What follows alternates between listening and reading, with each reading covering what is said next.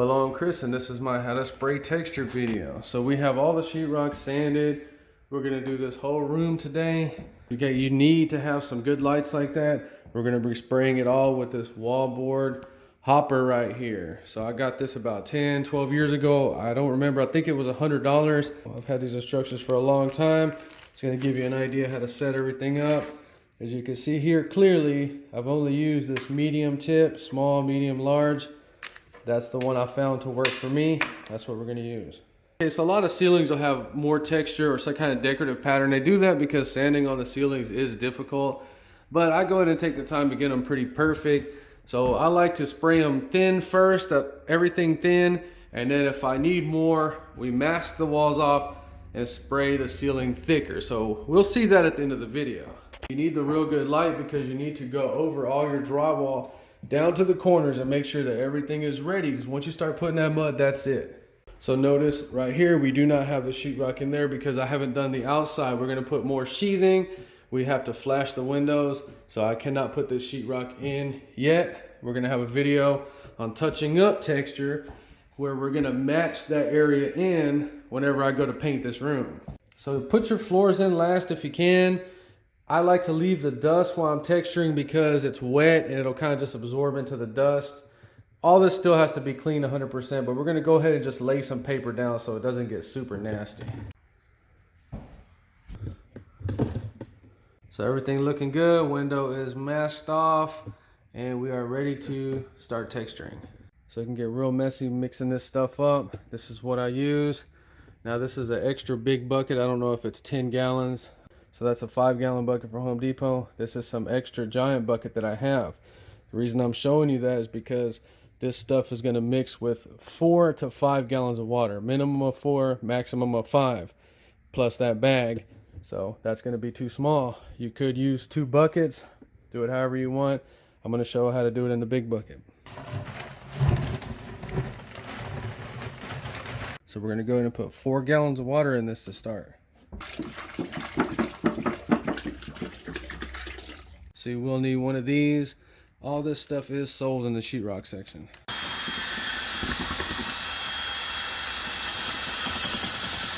So now with the hopper attached, you want to pull the trigger down and you want to adjust the pressure to 30 psi to start.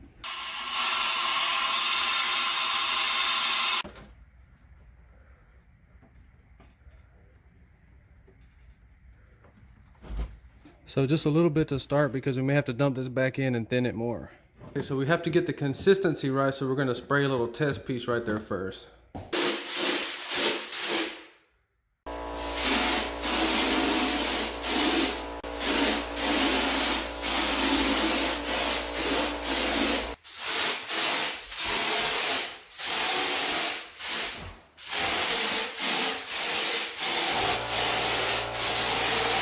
So it's been drying for about 15 minutes, and you can see how I went back on that side and kind of filled in all the little voids. So that's why you got to have the big light on here. Kind of look, you can see how it's kind of thinned out there, there, and up there, right there. So just go back and give it a little bit from a further distance.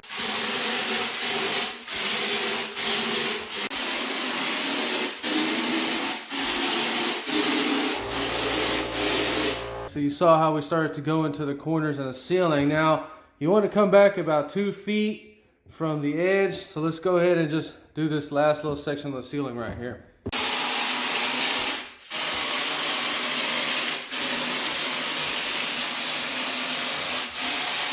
Okay, and that's why you need the big lights on there so you can look at it and have the reflection determine if you have any voids or if it's all on there consistently.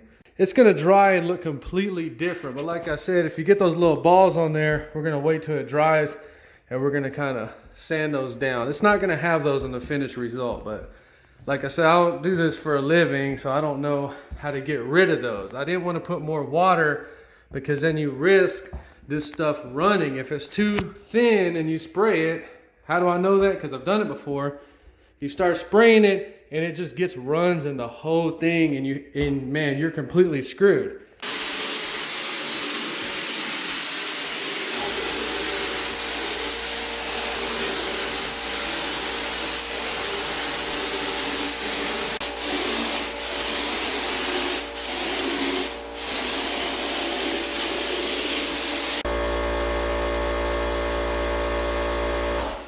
So before you just go on to the next wall, remember, let that stuff settle down and dry a little bit, and then look for the places you may need to go back. See right there, and mainly right there, we need to add a little bit more texture.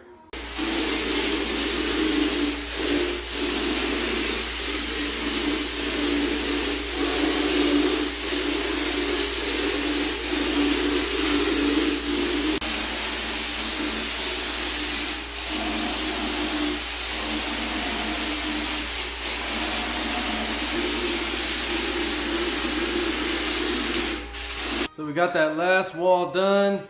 Now we're working our way up to the ceiling. Remember to mask your lights off really good. We can go ahead and paint over that one for the ceiling fan. So let's just show a little bit of that.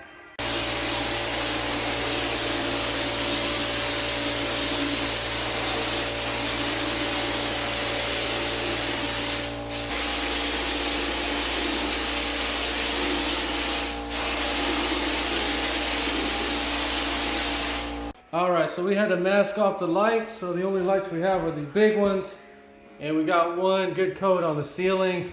So the humidity in this room is going to go up over 100% because all this water has to evaporate out of the mud for it to dry. So that's why we need the fan.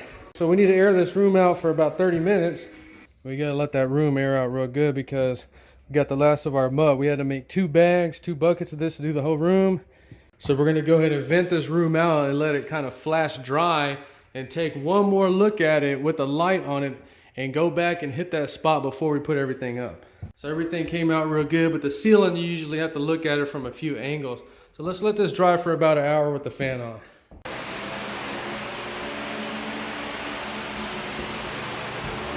So another thing about texture is you see those little dots. Now when we get done, we knock those little dots off. Don't think that that's the final result.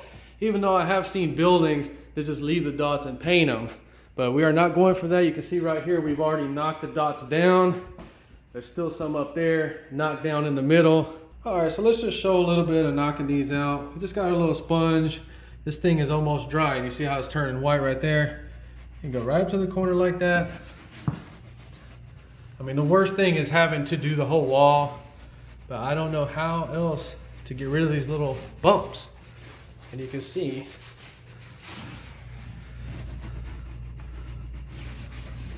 so we still got some bumps up there. Bumps are gone down here. All right, so it's been drying for 2 days and we had a little problem right here in the middle. So if you have something that you don't like on there, just sand it down. This is what we're using. You can see.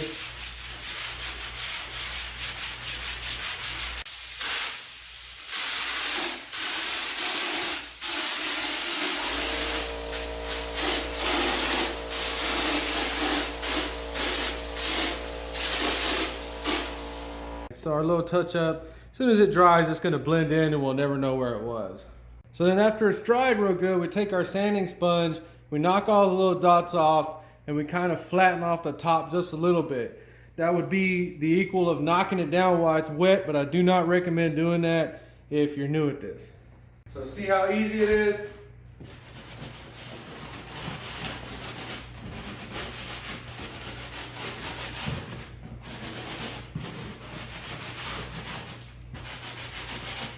So we still got some of that left up there. Just sand them off with one of these. This also makes the paint lay down better when you do this and give it an even finish. So remember, we started with the bumps. We got them sanded down. Now I'm gonna leave the bumps on the ceiling for right now. I need to get another opinion on whether I should sand the ceiling or not because it's actually starting to grow on me. I'm actually starting to kind of like the way that looks a little bit. So all the dots have been removed. Have to get on the ladder to get those. Our little touch up is drying up and you can't even notice that it was there anymore. So other than our little touch up right there we had to do, I'm gonna give this job a 9.5 out of 10. You'll see this room in other videos. You'll see it trimmed out and painted and it's gonna look like a professional did it. Now, before you throw any primer or paint on this stuff, you must let it dry out. The water has to evaporate out of the mud. That's why we have the fan. Give it 3 days, I'm telling you, because if that water is not fully evaporated and you go to paint it, it may cause some kind of weird reactions in your paint, especially with colors. White, you probably get away with white paint, but I'm just telling you that in case you don't know, this stuff will look like it's dried when it's not. Okay, so 2 days ago, this room felt very uncomfortable and creepy, and now I cannot wait to clean these floors, get it trimmed out and painted. If you enjoyed the video, please like and subscribe. Thanks for watching.